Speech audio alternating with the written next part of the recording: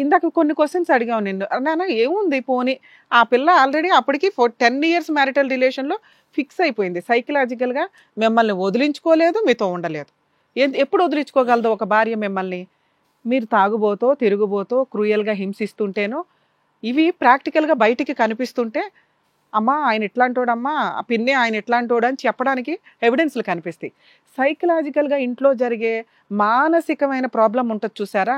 అది భూప్రపంచంలో ఎవరికీ చూపించలేం. మనలాంటోళ్ళకి ఏమనిపిస్తుంది? మాలాగా వినే వాళ్ళకి ఏముంది ఆ ఇంట్లో పిల్లోడు, ఆ అమ్మాయి కూడా అదే చెప్తుంది. ఆ పిల్లకి ఆన్సర్ చెప్పడానికి రావట్లే. ఎందుకంటే ఇది దొబ్బే ఆల్రెడీ.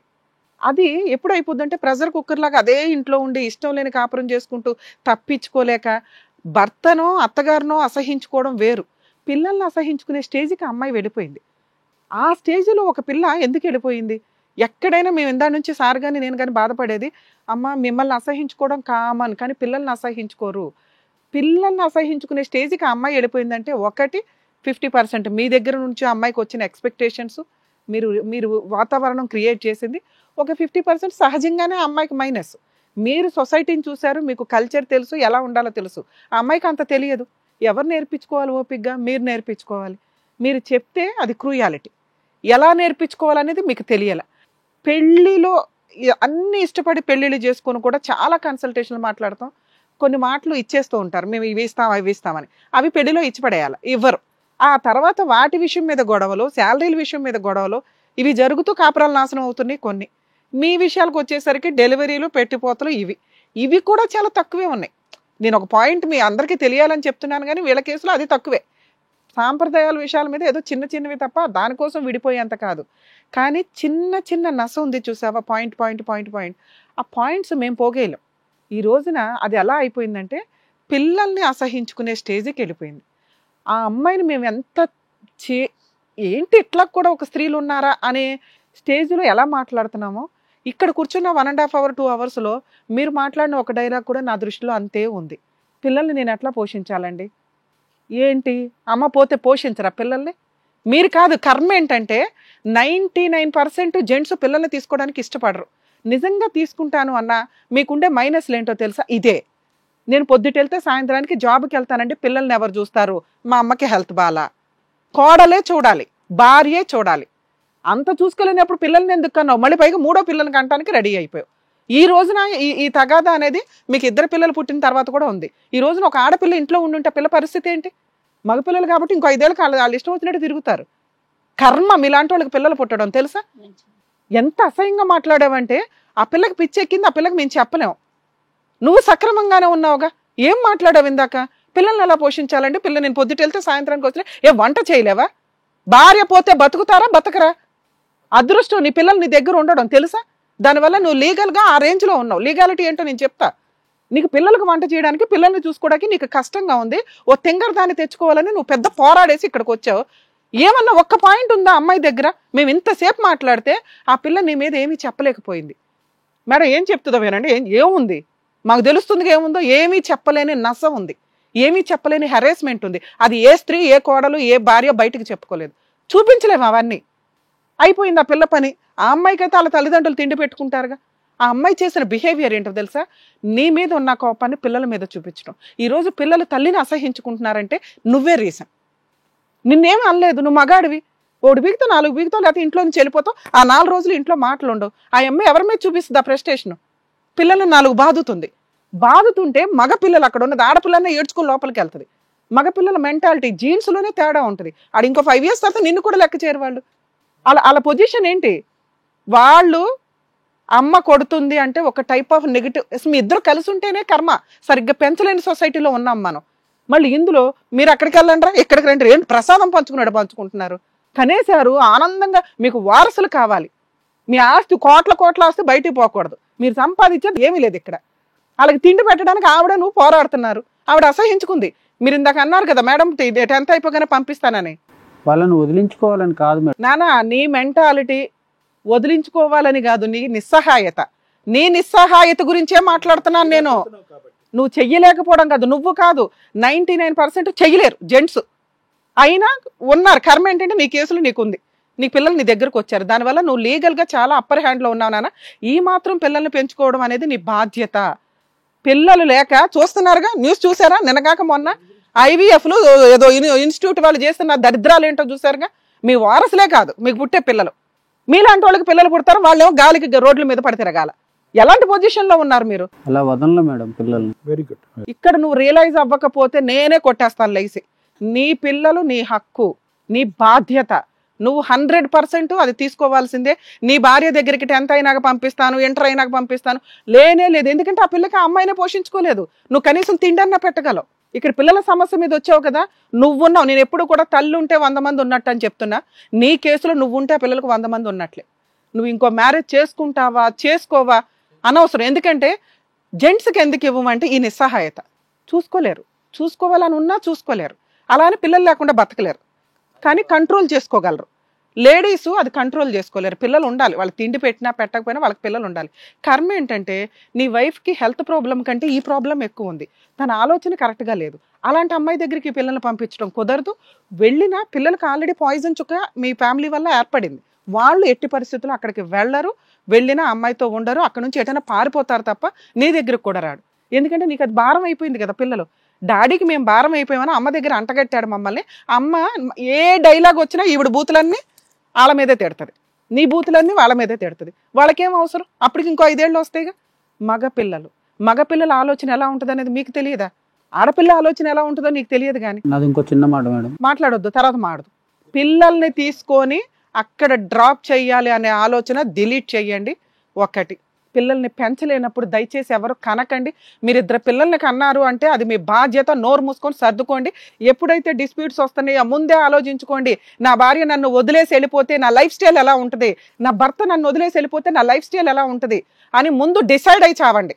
ఇష్టం వచ్చినట్టు కనేసేది సొసైటీ కోసం, పిల్లలు మీకు ఆస్తులు పోకుండా ఉండడం కోసం పిల్లలు కావాలి, వాళ్ళ హక్కుల గురించి మీకు బాధ్యత అవసరంలా. ఏ సమాజంలో ఉంటున్నారు? నెక్స్ట్ జనరేషనే స్పాయిల్ అయిపోతుంది మీ వల్ల. 3వ పాయింట్ నేను మాట్లాడుతున్నది మీ మ్యారిటల్ రిలేషన్. భార్య కావాలా వద్దా? భార్య కావాలి అంటే మనం పాతాళంలో నుంచి స్టార్ట్ అయ్యి కాళ్ళ దగ్గర ఉండాలి. నువ్వు కావాలి అంటూ కండిషన్స్ పెడుతున్నావు. అది ఎవరైనా కూడా చాలా కేసులు అక్రమ సంబంధాలు రెడీ హ్యాండెడ్గా పట్టేసుకునే కేసులు చూస్తుంటాం. కలిసే ఉందాము అనుకున్నప్పుడు ఆయనకి అది ఎలా అవుతుందంటే, నిజంగా అతను అక్రమ సంబంధం మానేసిన మీ మీద రెస్పెక్ట్తో జీవితకాలం నరకం. ఆయన తుమ్మినా నువ్వు ఆ రోజు అలా చేసావు కానీ మాట ఉంటుంది చూసారా, చాలా పెద్ద పనిష్మెంట్స్. అలాగే ఇప్పుడు నువ్వు ఇన్ని చెప్తున్నావు చిన్న చిన్నవి. ఒక భార్య సైకలాజికల్ ప్రాబ్లం వల్ల వంట సరిగ్గా చెయ్యట్లా, సరిగ్గా రెడీ అవ్వట్లా, ప్రశాంతంగా భర్తను చూసుకోవట్లా, కబుర్లే లేవు మీ మధ్య. నువ్వే ఓ పెద్ద డాక్టర్వి, నీ భార్యను బాగు చేయాలి అంటే. నువ్వు లవ్ చేస్తుంటే మీ ఆవిడ్ని ఈ రోజున అమ్మాయి అలా మాట్లాడేది కాదు. నువ్వు మీ వైఫ్ని లవ్ చేయలా, నీ హక్కులాగా ఫీల్ అవుతున్నావు. నా భార్య అంటే ఏంటి, నేను ఇంట్లోకి ఆ పిల్ల ఏం చెప్పింది అన్నీ తీసుకొస్తావు. మాట్లాడు, వాళ్ళ అమ్మ మాట వింటాడు, వాళ్ళ బ్రదర్ మాట వింటాడు. ఏంది గోంగూర వీళ్ళ మాటలు వినేది? ఈరోజు ఎవరి కాపురం నాశనం అయింది? వీళ్ళు నీకు బాధ్యత, నీ భార్య నీకు కుటుంబం రోడ్డు మీద పడింది. ఇప్పుడు ఏం చేస్తావు? సెకండ్ హ్యాండ్ ఎవరినో చేసుకోవాలా? ఆవిడ ఎలా చూస్తుందో తెలియదు. పిల్లల్ని మాత్రం డ్యామ్ షూర్ బాగా చూడదు. నీకు చూడడానికే కష్టం, నీ భార్యకి చూడడానికే కష్టం. నువ్వు ఇలాంటి ఒక లైఫ్ స్టైల్ వచ్చింది కాబట్టి ఆ అమ్మాయి మీకు సెట్ కాదు. ఒకవేళ సెట్ అయితే నువ్వు ఈ కోరికలన్నీ తీసేయి, నీ కండిషన్స్ అన్నీ తీసేయి. ఏంటి? మేడం శుభ్రంగా ఉండాలి, మేడం వంట చేయాలి, మేడం మా పిల్లల్ని నన్ను బాగా చూసుకోవాలి, మేడం మా అమ్మగారిని వాళ్ళని ఏమి అనకూడదు, నన్ను ఏమనకూడదు, అప్పుడప్పుడు నన్ను కూడా కొట్టేది, నన్ను కొట్టొద్దు, నా పిల్లల్ని కొట్టొద్దు. నీకు 2 పిల్లలు కాదు 3 పిల్లలు అనుకుంటేనే నీ వైఫ్ని తెచ్చుకో. ఆ అమ్మాయి అడుగుతున్న మాట ఏంటి?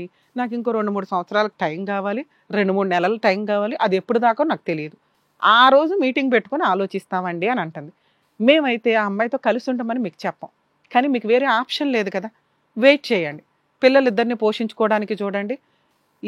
ఈ కాలానికి ఇదే రుణాన బంధం అనుకొని ప్రొసీడ్. ఇప్పటికిప్పుడు డెసిషన్ అయిపోవాలి, నాకు డైవర్స్ అయిపోవాలి, లీగాలిటీ తేలిపోవాలని అనుకోకండి. హ్యాపీ లైఫ్ స్టైల్ ఇప్పుడు ప్రెజెంట్ మీరు ఉన్నది. మీకున్న ఫిజికల్ నీడ్స్కి ఏంటి కొంతకాలం ఆగండి, భార్య వస్తానికి అవకాశం ఉందేమో, ఆ రోజు డెసిషన్ తీసుకోండి. ఒకవేళ అమ్మాయి రాకపోతే, లేదు మేడం నేను లీగల్గా వెళ్ళిపోదాం అనుకుంటున్నాను, మా ఆవిడకున్న హక్కులేంటి, నాకున్న హక్కులేంటి. మీరు మీ పిల్లలు మీ దగ్గర ఉండడం వల్ల ఈ రేంజ్లో ఉన్నారు లీగల్గా. క్యారెక్టరే పడిపోయింది ఆ అమ్మాయికి. 498 వేసినా నిలబడదు, డొమెస్టిక్ వైలెన్స్ వేసినా నిలబడదు, ఆ అమ్మాయికి మెయింటెనెన్స్ కూడా రాదు. ఓకే, మెయింటెనెన్స్ ఒక్కటే జెంట్స్ భయపడుతూ ఉంటారు ఎప్పుడు. నీ పిల్లలు నీ దగ్గర ఉండగా ఆ అమ్మాయికి ఇవేమీ రావు. ఓకే, వాంటెడ్లీ కాపురం వదిలేసుకుంది, ప్రాపర్ రీజన్సే లేవు ఆ అమ్మాయి దగ్గర.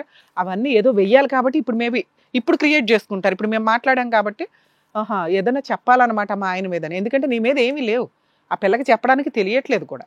అర్థమవుతుందా? ఒక్కవేళ మీ ఆవిడ నీతో వస్తాను అంటే మీరు మారటానికి రియలైజ్ అవ్వండి, మీరు రెడీ అవ్వండి. ఈ అమ్మాయి మారదు, ఇలాగే వస్తుంది.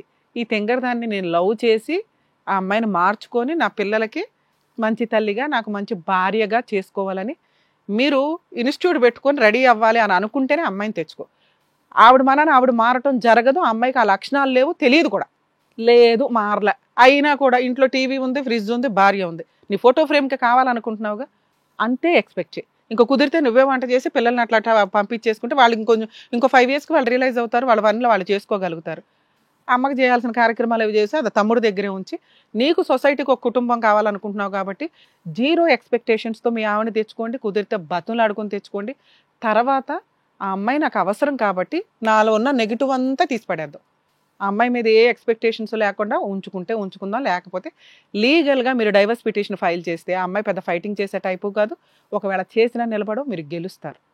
డైవర్స్ తీసుకుని ఏం చేస్తారనేది నా ఉద్దేశం. సో కాబట్టి లీగల్గా మీరు మంచి అప్పర్ హ్యాండ్లో ఉన్నారు. వాళ్ళు వచ్చి సెటిల్మెంట్కి వస్తే మ్యూచువల్కి వెళ్ళండి. వాళ్ళు వచ్చి భార్య నేను మా ఆయన దగ్గరికి వస్తానని మీ ఆవిడ అంటే కనుక 0 ఎక్స్పెక్టేషన్స్ తోటి తెచ్చుకోండి, పోషించుకోండి. మీకు అవసరం, ఆవిడికి మీ అవసరం లేదు. ఆవిడ హ్యాపీగా బతుకుతుంది అక్కడ. అర్థమవుతుందా? ఆవిడ తిండి ఆవిడ తింటుంది, ఆవిడ వ్యవహారం, ఆవిడ చూడడానికి 3 మంది ఉన్నారు, నిన్ను చూడడానికి ఎవరు లేరు, నువ్వే ఇంకా 3 చూడాలి ఇక్కడ. సో నువ్వు ఆ ఇంటికి మహారాజు కాబట్టి నీకు బాధ్యతలు ఎక్కువ ఉన్నాయి. కాకపోతే నీ సామ్రాజ్యం కొంచెం వీక్గా ఉంది, ఫైనాన్షియల్గా గట్టిగా ఉంటే ఈ సమస్యలన్నీ ఆఫ్టర్ ఆల్ సంపాదన మీద కాన్సన్ట్రేట్ చేయి. పెళ్ళి, భార్య, పిల్లలు అనే దాని మీద వదిలేసి, పిల్లలు మీ బాధ్యత. ఇంకొకసారి ఎప్పుడైనా మీ పిల్లలు కంప్లైంట్ చేస్తే మాత్రం మీ ముగ్గురం ఎంత దూరం అన్న వెళ్తాం, మీ ఇద్దరు అంతా తేల్చేస్తాం, గుర్తుపెట్టుకో మేడం. మీ ఆవిడతో ఉండాలా లేదంటే డివోర్స్ తీసుకోవాలా, అసలు మాకేం తెలియట్లేదండి, మాకు ఎటువంటి రెస్పాన్స్ ఇవ్వట్లేదండి, మా ఫోన్ లిఫ్ట్ చేయట్లేదండి అని చెప్పేసి ఇక్కడి వరకు వచ్చారు. సో మీ ముందే మేడం సార్ ఆవిడతో మాట్లాడారు, మీకంటూ ఒక క్లారిటీ వచ్చిందని అనుకుంటున్నాను. ఏంటి జాగ్రత్త. Thank you.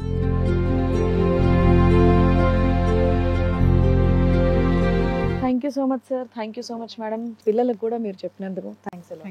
మరో కథతో మళ్ళీ కలుద్దాం. హిట్ టీవీ యాప్, ఇందులో short news, live news, entertainment shows, movies, digital magazines తో పాటు మీ జిల్లా వార్తలను కూడా ఫ్రీగా చూడొచ్చు. ఇంకెందుకు ఆలస్యం, వెంటనే హిట్ టీవీ యాప్ ని డౌన్లోడ్ చేసుకుని ఫ్రీగా ఎంటర్టైన్మెంట్ పొందండి. Hit TV app. Hit TV app. Please download hit TV app. Hit TV app ని ఫ్రీగా డౌన్లోడ్ చేసుకుని ఎంజాయ్ చేయండి. మీకు నచ్చిన ఎంటర్టైన్మెంట్ కోసం హిట్ టీవీ యాప్ ని ఫ్రీగా డౌన్లోడ్ చేసుకుని ఎంజాయ్ చేయండి. హిట్ టీవీ యాప్ ని డౌన్లోడ్ చేసుకుని ఆస్వాదించండి, ఆశీర్వదించండి. ఇంతమంది సెలబ్రిటీలు హిట్ టీవీ యాప్ ని డౌన్లోడ్ చేసుకోండి అని చెప్తున్నారంటే ఎంత మంచి యాప్ ఆలోచించండి. అమెరికా అమెరికా అమెరికా అమెరికాలో చదవాలనుకునే వాళ్ళకి విశ్వసనీయమైన పేరు మన శౌర్య కన్సల్టెన్సీ.